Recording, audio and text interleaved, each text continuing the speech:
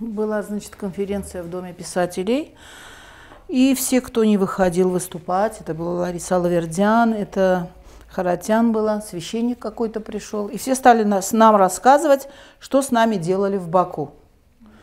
Ну, я разозлилась, встала и сказала, не надо нам это рассказывать, потому что мы это все знаем, мы это видели, не понаслышке все это. Лучше скажите, что с нами делают здесь на протяжении вот этих лет, пока, как мы приехали в Армению. Вот так вот произошло. Ну, я встала, ушла с середины. И за мной тоже наши беженцы. Многие встали и вышли мы из зала. Потому что нам стали рассказывать то, что было. А то, что сейчас происходит, то, что сейчас с нами делают, никто ничего не говорит. Моей маме 90 лет. И когда в прошлом году это все было, митинги, они все вот так вот по дворам прямо проходили, все. Эта бедная женщина сидела, говорит, может быть, нас придут, сейчас убьют. Я говорю, мама, это Торкерчен, говорю, наши армяне, просто власть меняет. Я говорю, сиди, тебя никто не убьет. Я это писала не раз в письмах своих Сержу Саркисяну, что вы искусственно создаете условия для естественной смерти. Я вам скажу, знаете, что мы когда убежали из Баку, приехали только, да, там, значит, ну, родственников тоже в гостях были. Родственник наш, студент был на тот момент, он сейчас в Америке живет. Оказывается, их всех выгоняли, мне отцом кричать на площади. И когда мы стали говорить, он говорит, Дедель Карабага. Я говорю, слушай, мы не в Карабахе, мы в Баку жили. Но и ночи принес карту, я ему показала, где Карабах. Они даже не знали. И даже сейчас не знают многие. Я вам сейчас, конечно, немножко смешно это получается. У меня невеста, значит, в больнице лежала. Пришла санитарка. Она говорит, дукфор дарицек. Я говорю, баквицек. Екелек бужвек. Я говорю, да. Это вот 2-3 года назад. Асумха. Что уже ей скажешь? Она не знает, что такое Баку. Мы из Баку выехали 26 ноября. Там начались первая бакинская резня началась 26 ноября 1988 года. И вот мы выехали через Сумгаи, через Россию. Мы заехали в Армению. Там у родственников остановились. И здесь зарегистрировались в институте Гепрозем. И они тогда уже распределяли. Это было до землетрясения. Очень много машин было отправлено в Спитак, в Ленинакан. И так что неизвестно еще, сколько там погибло беженцев. Это политика, знаете, какая-то золотая жила беженцы. Постоянное вливание денег. Однажды, это был начало 2000 года, канцлер ФРГ приехала и говорит, что мы столько денег послали, что вот эти вот 360 тысяч беженцев уже, наверное, раза 3 могли бы обеспечить жилье. Вот это такие деньги. Вот это такая политика. Первые годы, когда была война, потом послевоенные периоды, ну, мы-то все грамотные, все понимаем. Так громко не кричали, потому что для нас где-то это было стыдно. Как это так? Мы жили нормально, и вдруг мы беженцы. Мы понимали, что идет война, мы не поднимали голоса. Мы не знали, что у нас какие-то есть права. Раз мы пришли, правительство должно было, раз оно нас приняло, страна нас приняла, значит, у нее какие-то есть обязательства перед нами, да? Но эти обязательства не выполнялись. Потом у Ларисы Алавердян там тренинги были, 10-дневные курсы прошла. Оказывается, в течение 3 лет страна должна была нас обеспечить жильем, либо выдворить из страны. Ничего не делалось. Армения подписалась под все международные конвенции и ни один пункт не исполняет. Вот так вот. Вот это политика нашего государства. За 30 лет вы просто представьте, какие это суммы получались для нас. Я думаю, что все-таки что-то должно было бы делаться. Оно делалось на бумаге, беженцы оставались без жилья, а деньги отмывались там. Кто-то по сей день живет на квартире, так и остались они. Кого-то вообще отправили в деревня, в Арденис, Калинина. Нас тоже пытались, но мы отказывались все время, потому что мы работу с землей мы не знаем. А там нужно обязательно было с землей работать, чтобы выжить. Себасти 3А. Это было здание бывшего ПТУ-16. Там расселяли беженцев, поскольку построили новый корпус. ПТУ перенесли в этот корпус, а это дали беженцам под жилье. Но это, естественно, не жилищное здание. Оно нарушает все нормы жилищного кодекса. И там невозможно жить. Но мы, однако, живем там. 30 лет мы проживаем там. ПТУ. Общий санузел, общий коридор, стены тонкие, все там. Кто что говорит, мы знаем, что у соседей творится.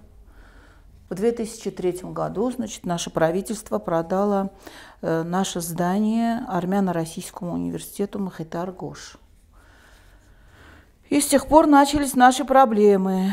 Если до этого нас кто-то слышал нас кто-то, если у нас что-то там портилось, мы обращались в муниципалитет, нам приходили, помогали, делали там трубы или что-то. Это все-таки не собственное наше здание, да? А теперь, когда мы обращаемся к кому-то, нам говорят, у здания есть собственник, пусть он обратится, а он не обращается, ему это не нужно. И он все время подчеркивает, что я в договоре о купле-продаже не подписывался под тем, чтобы улучшить ваши условия жилищные. Как хотите, так и живите. Собственник, когда пришел, он начал нас выселять. Прям буквально открытым текстом он сказал, что... Вот пришел в пятницу и сказал, что завтра все выселяйтесь отсюда. То есть на улицу выходите. Все, берите свои вещи, выходите. Ну, на завтра мы устроили войну, остановили его машину, чуть ли не отлупили его. Но до этого я позвонила, конечно. На тот момент нас очень поддержал из комитета беженцев Араик. Он поддержал нас. Не буду, да, обманывать, что есть, то есть. Лариса Алавердян знала об этом. Я всех подключила. Во все министерства. Даже представьте себе, что в Министерство обороны тоже мы обратились, что нас выселяют.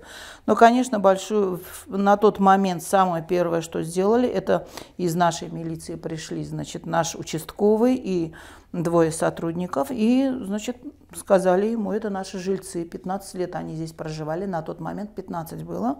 Куда ты их выселяешь? Ну и пока мы во всем этом разобрались, вот, ему сказали, что эти люди должны жить здесь.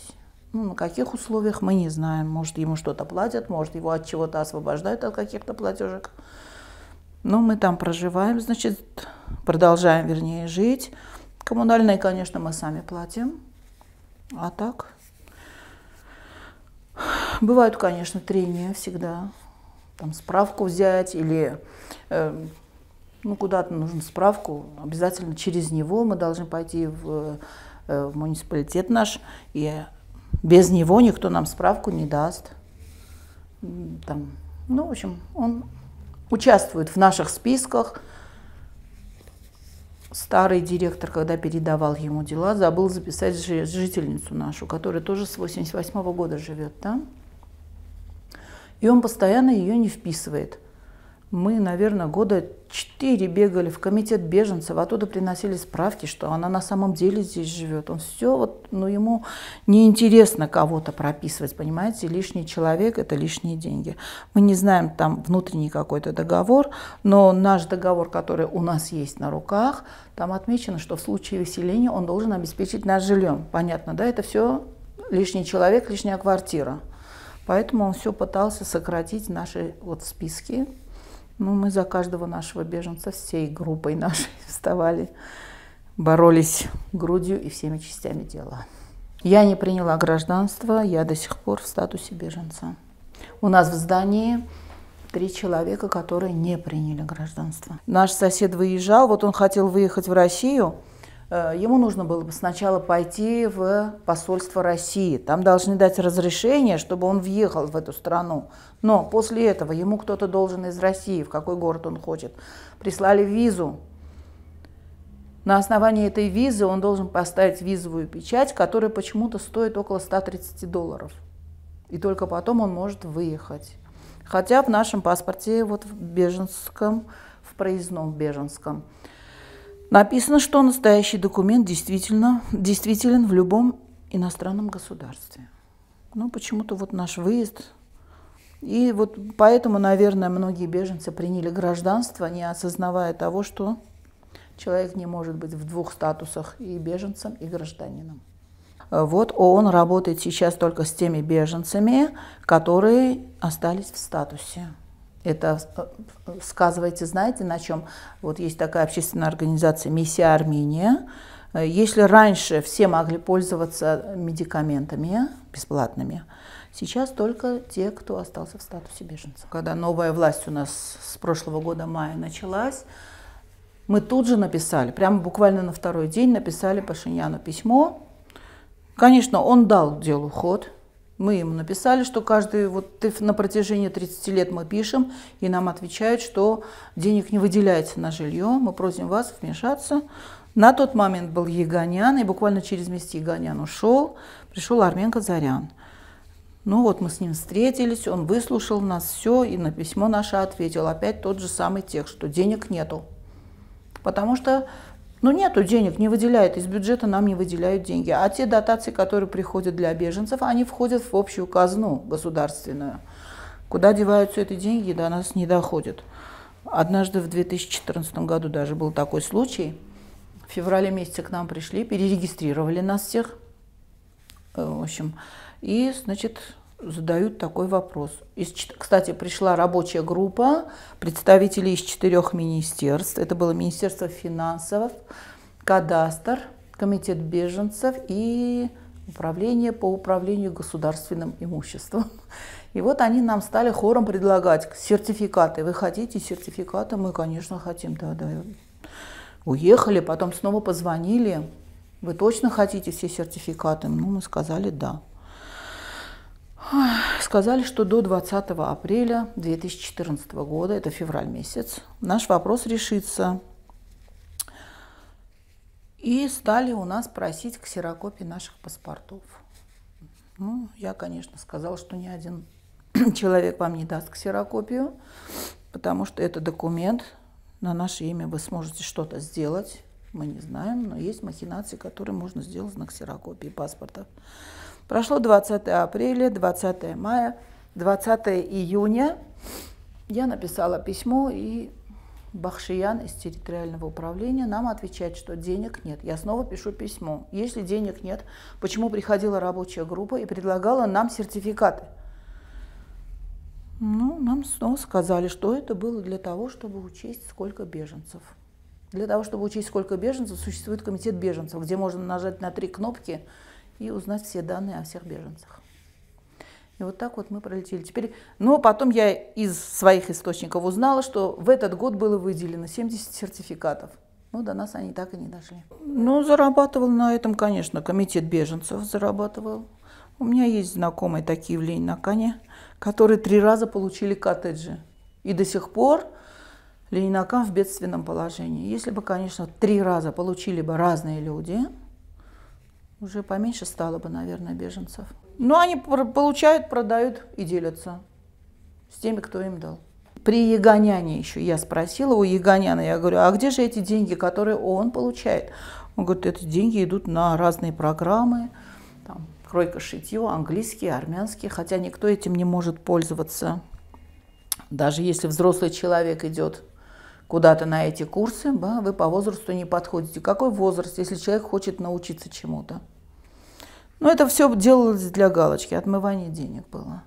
Потому что ООН, наш ООН, во всяком случае, самая смешная организация на сегодняшний день. Мы здесь не можем работать.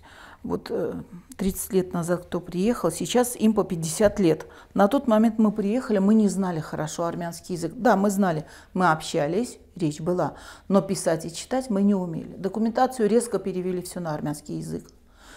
И у нас был языковый барьер, поэтому многие уехали. И у нас вообще-то в начале в здании было 56 семей беженцев. Потом так вот разъехались. На тот момент, когда продали наше здание, было 34 семьи уже. А потом кто-то умер, кого-то выселил частник. Если, значит, 3-4 месяца не было жильца, беженца, он уехал там по своим делам, поработать где-то. Он прямо вот так вот вещи выбрасывались в спортзал. И вот так вот. Это квартира 22, это их вещи. Это квартира 23, это их вещи. И выселялись вот так вот беженцы, которых не было здесь на тот момент, когда они купили. В течение 3 месяцев нету человека, все, вещи выбрасывались. А на сегодняшний день можно было бы освободить, допустим, несколько комнат. Это те люди, которые уехали за границу, за Аргентина, Канада. Можно было эти комнаты освободить, они искусственно закрыты. Не знаю, какой интерес участников в том, что он не освобождает эти комнаты. Ну, наверное, все-таки интерес какой-то есть. И я когда обратилась в комитет беженцев, что у нас, значит, в 13 квадратах живут 3 человека. Ну, вот такая комнатка маленькая, 3 человека живут. Я сказала, ну, освободите, дайте. Нет, что вы, они беженцы, они у нас на учете. На каком учете, если в течение 3 месяцев людей выкидывали на улицу, а тут по 15 лет нету людей, а комнаты искусственно закрыты. Они уже давно, наверное, граждане страны Аргентины или Канады, куда они все уезжают. Они мне ничего плохого не сделали, но мы-то здесь живем. Люди здесь сидят, мучаются, а кто-то... Приходили у нас, прям, ну, знали, что здесь беженцы живут. Это начальные годы, наверное, 97-й, 6-й, вот эти годы. Да, приходили прямо в здание и спрашивали, никто не продает метрики там определенного года, да, кто у них, вот, члены семьи, какого года, вот метрики просили, ну, не знаю, кто продавал, кто не продавал, мои здесь у меня. Да, много людей уехало вот так вот по метрикам, но все равно эти-то люди здесь, понимаете? Они здесь на учете, там на учете, там на учете. Поэтому я говорю, тройная бухгалтерия у нас. Тройная бухгалтерия. Однажды я Егоняну написала, что мы не удивимся, если нас поставят перед фактом, что мы 5 раз получили квартиры. Он тут же мне домой позвонил. Придите, поговорим. Я сказала, нет, приходите в общежитие, поговорите. У вас беженцы здесь живут. Однажды нас пригласили. Ну, меня пригласили, я с соседкой нашей поехала, потому что я всегда с собой кого-то беру, чтобы подтверждалось то, что там говорится. Ой, оказывается, это был Арман Меликян, его юрист Элеонора, еще несколько женщин там сидели. И вдруг нам подставляют такой документ, вот вы возьмите, подпишите это. Во-первых, мне сразу документ такой странный был, обращение к президенту Карабаха, для восстановления имущества, оставленного в Азербайджане. Во-первых, да, мы фактически признаем, что Карабах – это отдельная страна, но юридически нету такой страны, естественно, президента нету. Какое отношение имеет карабахский президент к имуществу, оставленному в Азербайджане? Это уже, знаете, противоречие какое? Карабах – отдельная страна, но отвечает за азербайджанское имущество. Вообще непонятно что. Я говорю, мы не будем это подписывать. Ну, давайте к Путину обратимся за то, что мы оставили. 3-я страна, какое имеет отношение между Арменией и Азербайджаном? На что мне Арман Меликян сказал, что все беженцы были гражданами Карабаха. Это сейчас смешно, но на тот момент я просто была возмущена. Я говорю, как мы были гражданами Карабаха? Мы были все гражданами СССР, уроженцы Азербайджанской ССР.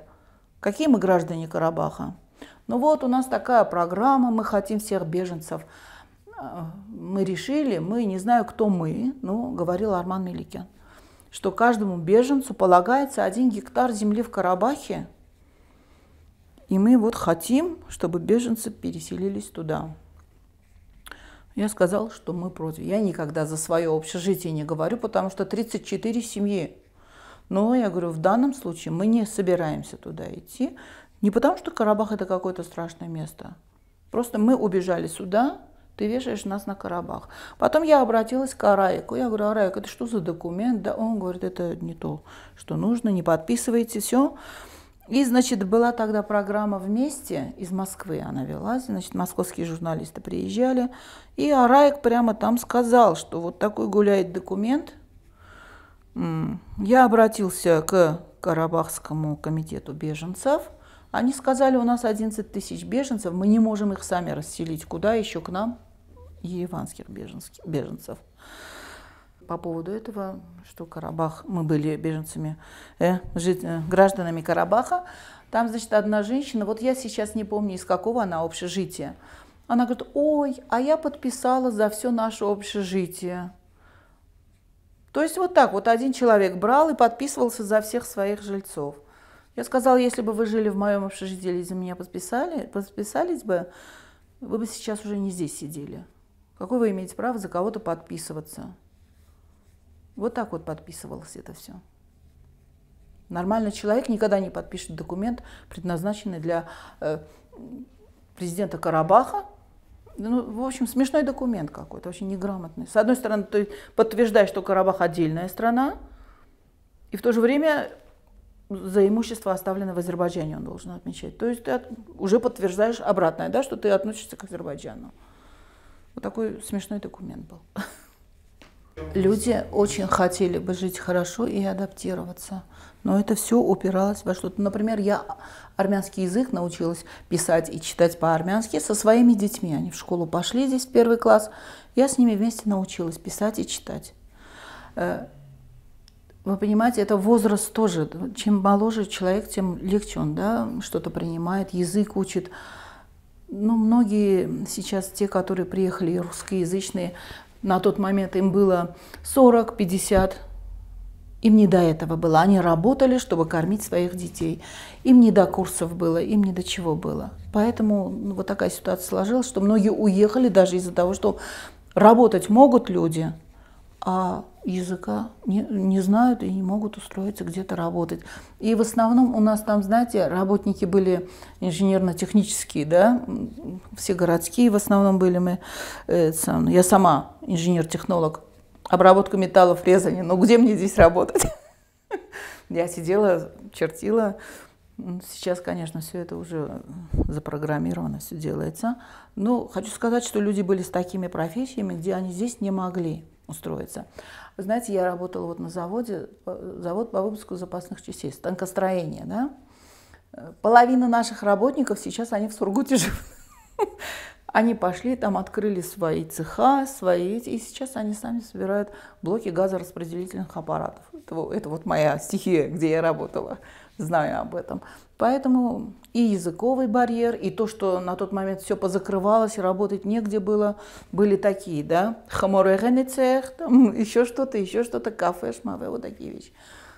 Вот так получилось. Нам стекла ломали, в наши стекла кидали камни, туркери, не знаю что, ломали стекла.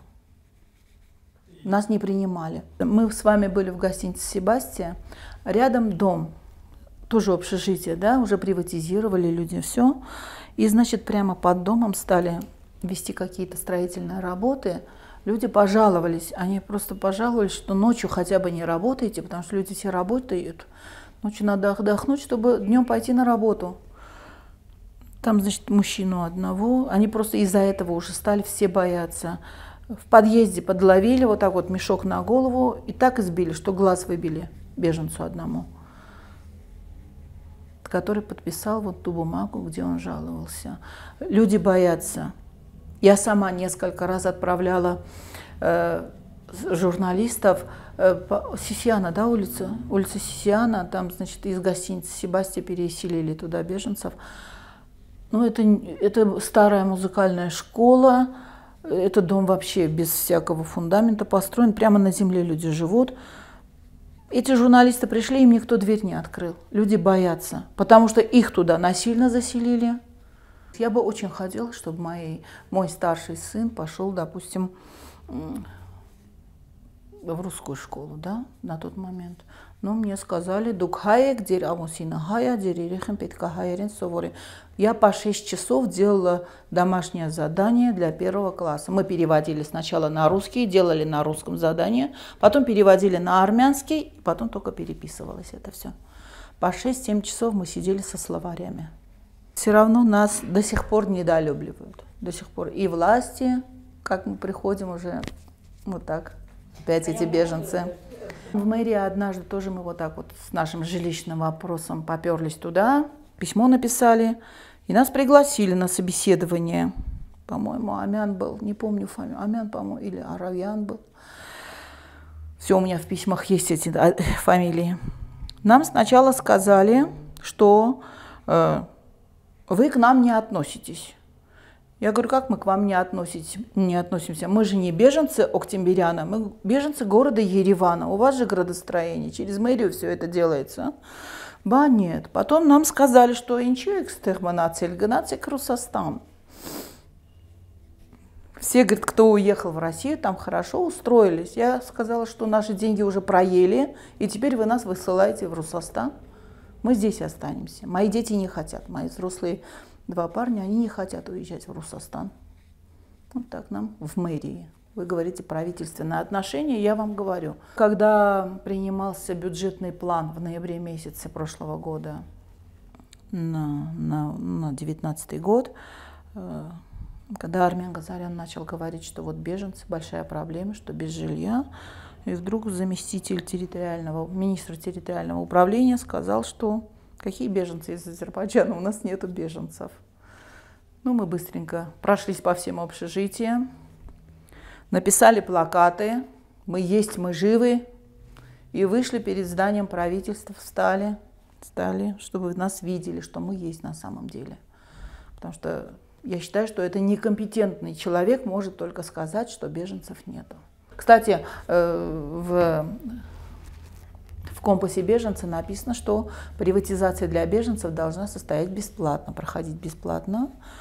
А они еще платили 42 тысячи. На тот момент это были хорошие деньги.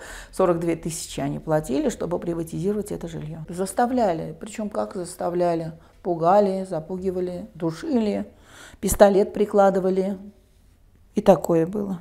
Многие беженцы приняли гражданство из-за того, чтобы просто спокойно могли выехать к своим детям, к своим родственникам. Если кто-то умирает, не дай бог, я сейчас не смогу выехать. Вот это было. Ну, а стране, это я говорю, тройная бухгалтерия. Они предоставляют в ООН одни цифры, здесь другие цифры, здесь нас мало, там нас много, чтобы много получить. Я специально не принимаю гражданство. Вот я им сказала, пока не дадите квартиру мне, дом у меня не будет, я не буду полноценным гражданином своей страны. Вот тогда я приму гражданство. И многие наши бабушки, вот, они, ой, неужели мы умрем и нас вынесут из общежития? Так и получилось. Эти люди не дождались своих домов. Очень многих вынесли из общежития. Грустная нотка. Как сказал Медведев, денег нет, но вы держитесь. Мы держимся.